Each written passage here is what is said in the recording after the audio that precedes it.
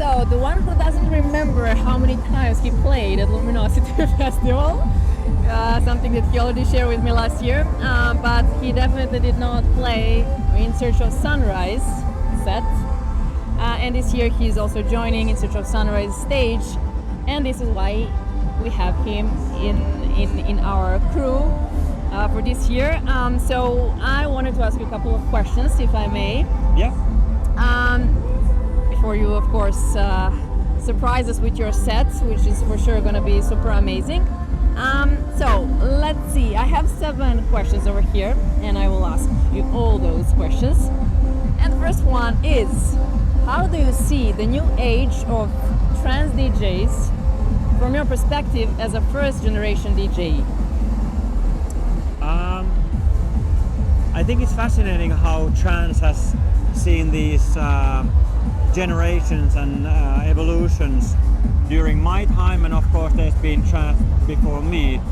I think I've seen maybe like 3 major generations, and now there is a new, at least in Finland and around Europe, there is a whole new generation of very young audience, and also like a different coming to trance scene from a different kind of angle and background. I was just in Helsinki at a trance party with DJ Daddy Trance, Maron Hofstad, playing, and there was like 1,000 plus people, fast trance, amazing energy. So it's very energizing to see that. And then of course, I don't know, the last few years, the whole melodic techno movement, I hear so much trance. To me, there's so much of like the original hypnotic trance vibe in there. Of course, it's not labeled as trance, but I think that has been like a whole new generation getting into the trancey vibes. Okay, fair enough. Explanation. All right, the second one says, what's the first story you think of when you hear illegal warehouse raves and techno rave? It goes to my youth. I was part of an organization taking over houses, squat houses, and doing all sort of events there. And I was 15. We got excited about techno music, and we had not been organizing raves or DJing, and we were just excited. This techno is amazing. We need to do something. I need to start learning to DJ, and we started to promote the first party, which was called Techno Raves. Very original name. Yeah. And I didn't even know how to DJ. We started to promote the party, and I was learning to DJ while we were promoting the party. Yeah, totally illegal at the time, but at the same time it was organized and safe, and like I say, a sense of safe space and a community, even though it was unofficial and illegal. So those are very fond memories, and everything felt very new. Electronic music and techno, everything was new. It felt like a whole movement happening not just in Finland but in Europe. That's some kind of a game changer moment, I guess, in your career. Yeah, definitely. Yeah. And nowadays, back then I heard so many times the question, what is techno? Which was interesting, because it was such a new phenomena, and people didn't know what is techno. Nobody asks nowadays what is techno, maybe as a rhetorical question, what is trance or what is techno, but people really didn't know. Back then people were talking about techno, but people didn't know what is techno.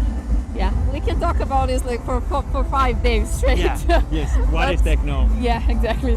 All right, third one says, in what ways does the music industry educate listeners, and are they succeeding? Very good question.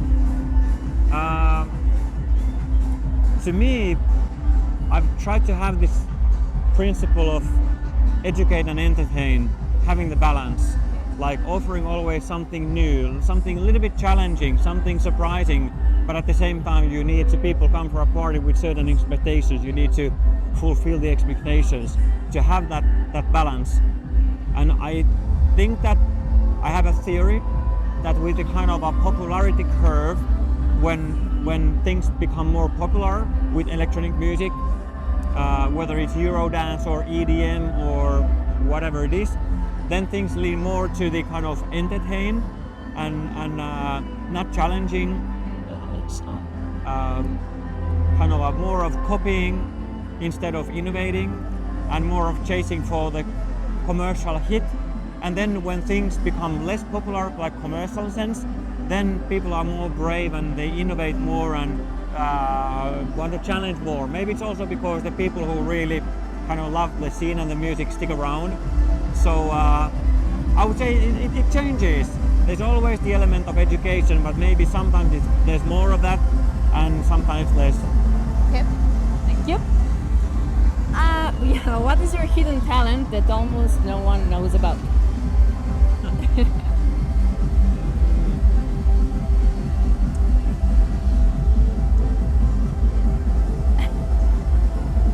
Don't be afraid to share.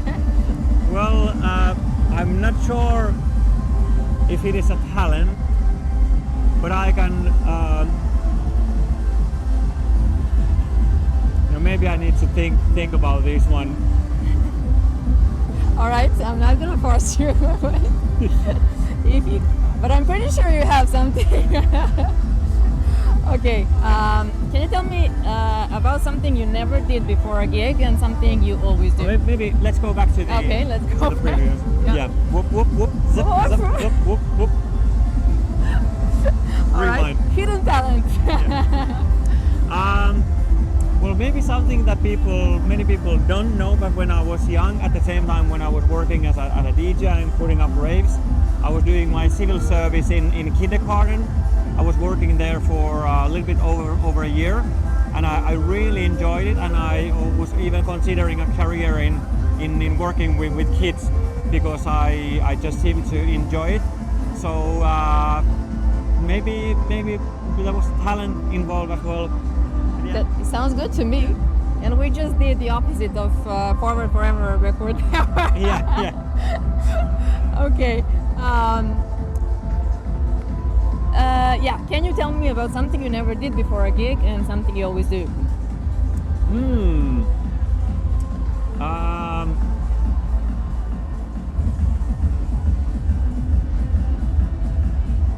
Well, maybe I start with something you that always I always do. Yeah. Obviously, I prepare for the set. I want to have a plan for the set, but at the same time, room for movement and improvisation. My idea is that if I have whatever length I have the set, it's good to have like 3 times more music with me. If I have more, then it might be a little bit too much.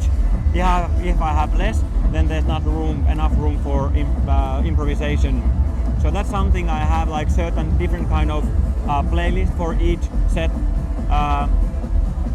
Also, I do have this mental visualization idea, especially for the really important gigs, that I go through the gig in my head before, and in a successful way. I think how it will be very nice experience, and I think that gives me positive energy for how to approach the gig. And I check time like a zillion times before the set. Like today, like I don't know, 50 times. Okay, 2 minutes went. Okay, 1 minute went. So that I do very much, and I also do check very many times if I have my USBs and headphones and everything with me. Sounds to me like some kind of a control freak. Well, or perfectionist. I'd like to think that it's being professional, but maybe it's leaving too much to somewhere. Anyways, something you never something do. I never do. I'm thinking that I never gotten totally wasted. Maybe there's been gigs that I've been not sober, but my idea, I want to approach the gig sober. Usually not drinking at all, or maybe having 1 or 2 drinks, so that I can really focus, and also that I can absorb the amazing amount of positive energy. Like for example here, it's like a 4K full HD vision of good vibes in there, especially being daytime and open air. You see all the like smiles and good feeling from people.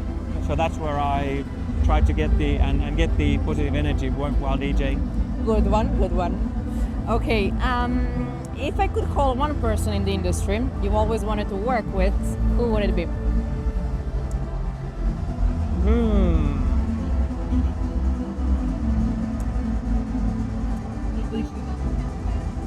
I guess it would be BT. Massive source of inspiration, both musically, as a person, as a character, both on a personal human level and a musical and a kind of a technological visionary level. I met him a few times while DJing somewhere. Super inspiring guy overall. It's a genius. Yeah. Okay. And the last one, if you were locked in a room with one In Search of Sunrise album playing on repeat, which one would it be? Oh, this is a very difficult one.